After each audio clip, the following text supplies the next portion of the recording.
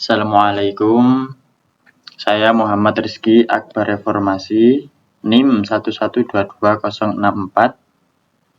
Di sini saya mengampu tugas UAS statistik, yang mana akan menjelaskan tentang materi atau modul yang saya pilih, yakni yang berjudul Analisis Korelasi Non-Parametrik dengan Koefisien Kontingensi C atau Cramer's V di aplikasi SPSS.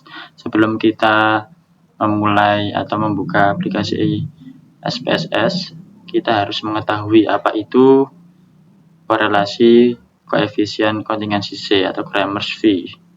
Nah, apa itu koefisien kontingensi C?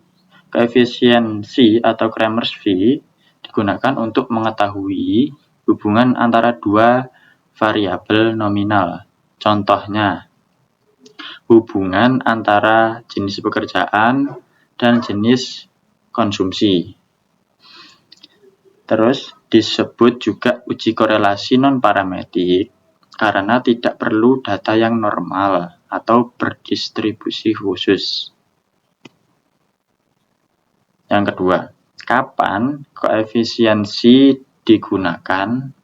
Yang pertama, ketika data berbentuk kategori atau klasifikasi seperti jenis kelamin, yang pertama.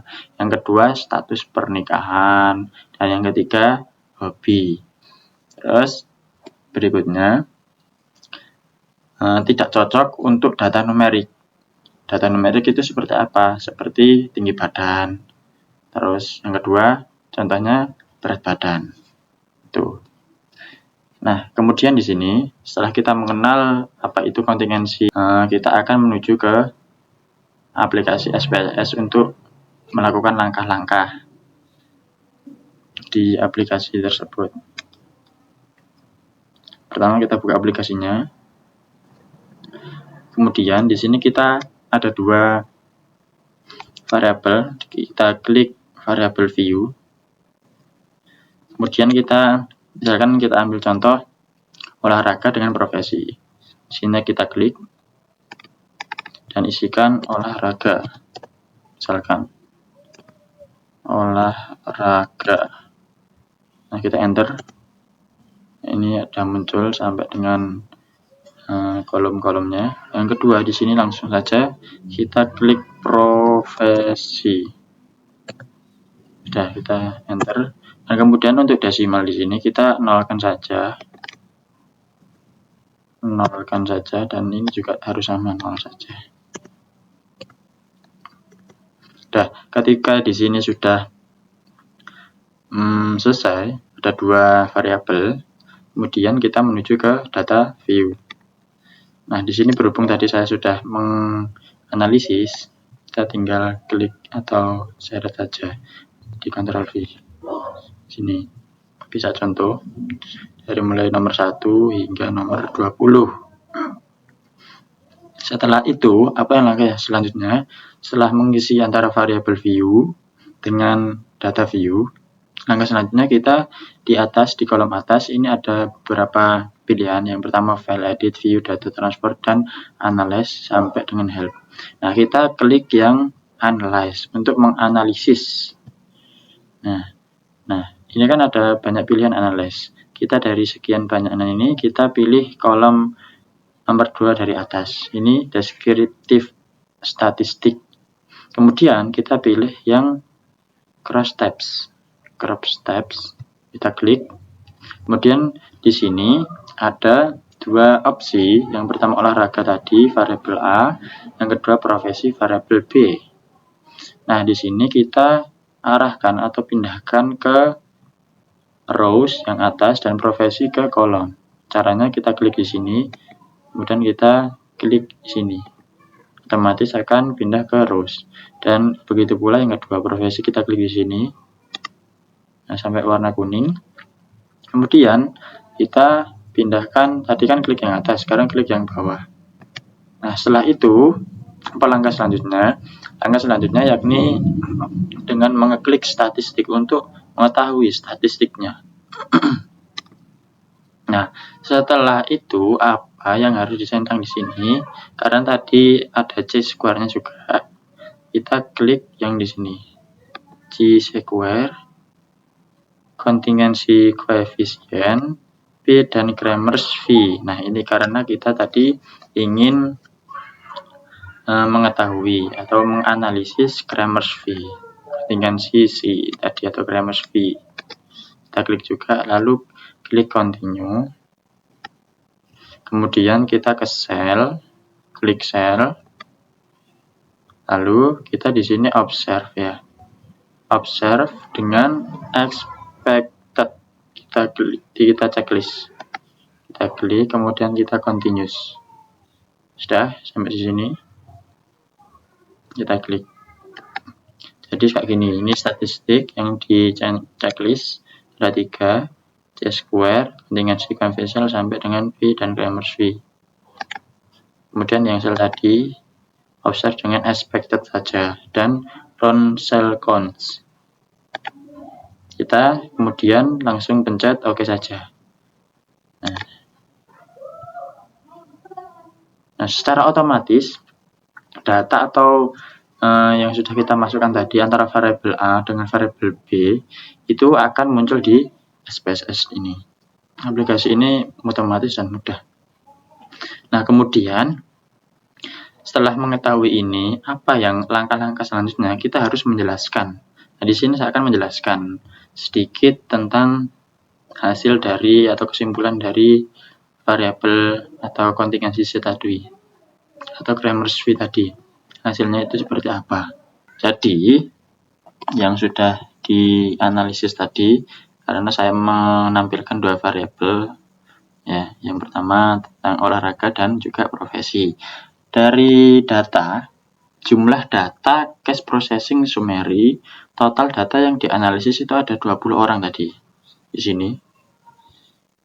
Nah, di sini ada 20 orang. Nah, tidak ada data yang hilang atau missing sama dengan 0% di sini. Ada yang data yang hilang. Jadi semua keisi sampai 20, entah olahraga maupun profesi variabel A maupun variabel B. Tuh.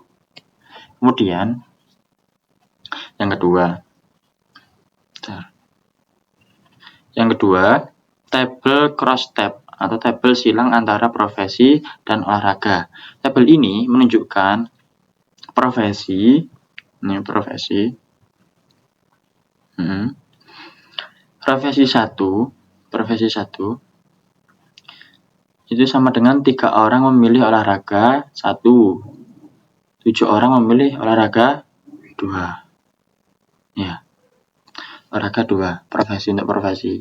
Kemudian profesi yang kedua itu sama dengan 8 orang memilih olahraga 1, terus 2 orang memilih olahraga 2. Itu.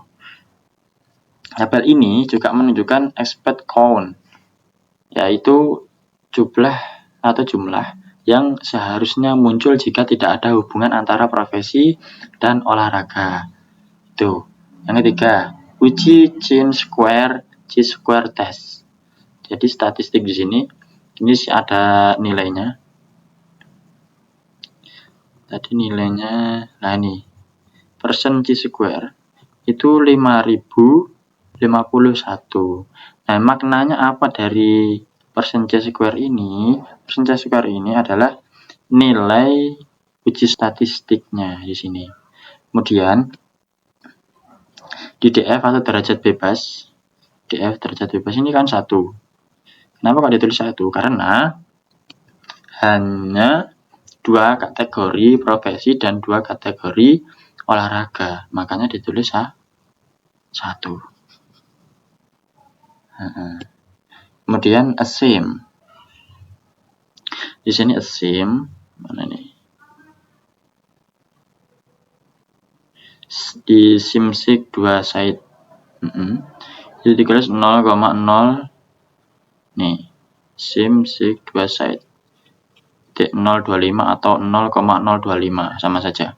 Di sini adalah P value ya. P value itu sangat penting. Ya, sangat penting. Artinya Jadi kesimpulan p-value 0,025 ini tadi ya.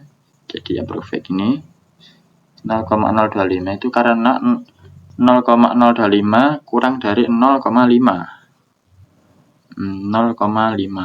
Jadi bisa kita simpulkan bahwasanya ada hubungan yang signifikan antara profesi dan pilihan olahraga, terkecuali jika 0,025 ini kan masih kurang dari 0,05, lebih mungkin bisa kebalikannya. Dengan kata lain, profesi seseorang memengaruhi jenis olahraga yang mereka pilih.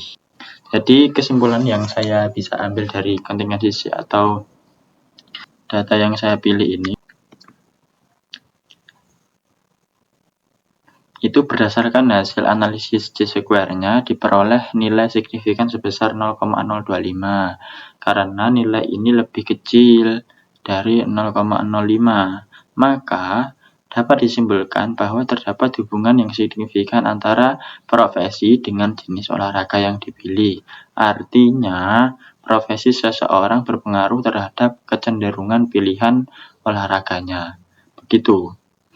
Jadi itu tadi beberapa langkah-langkah yang bisa saya sampaikan. Mungkin ada kurangnya, saya mohon maaf yang sebanyak atau sebesar-besarnya pada kalian. Assalamualaikum warahmatullahi wabarakatuh.